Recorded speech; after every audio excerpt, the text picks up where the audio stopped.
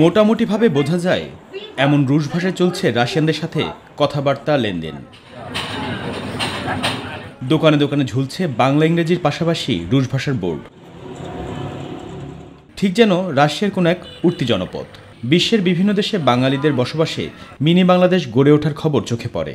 এবার বাংলাদেশের দেখা মিলছে এক টুকরো রাশিয়ার।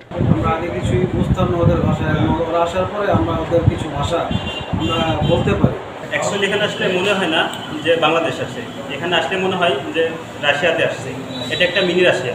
পাবনার ঈশ্বরদী উপজেলার পদ্মা নদীর তীরে রূপপুর পারমাণবিক বিদ্যুৎ কেন্দ্রে প্রায় ৫,০০০ রুশ নাগরিকের পদচারণায় এ প্রভাব।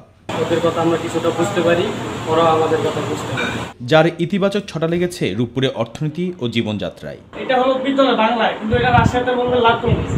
রাশিয়ানদের বসবাসের কারণে তাদের নিত্য প্রয়োজনীয় জিনিসপত্র কেনাকাটার প্রয়োজন পড়ছে। তাদের সেসব চাহিদা মেটাতে রূপপুরে ব্যবসায়িক চিত্র পাল্টে যেতে শুরু করেছে।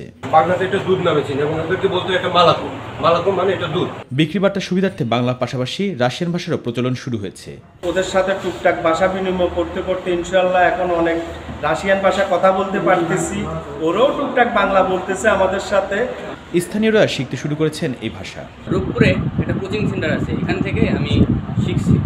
স্থানীয় ব্যবসায়ীরা রাশিয়ানদের রুচি ও চাহিদার সঙ্গে মিল রেখে দোকানপাট সাজাতে শুরু করেছেন। সেলুন থেকে কাঁচা বাজার কিছুই বাদ যায়নি বদলে যেতে। শার্টকে বলে রুবাসকা অথবা টি শার্টকে বলে ফুটবলটা, এই ধরনের ভাষাগুলো আমরা ব্যবহার করি। আমাদের ভাষাগুলো আমরা আয়ত্তে নিয়ে নিচ্ছি।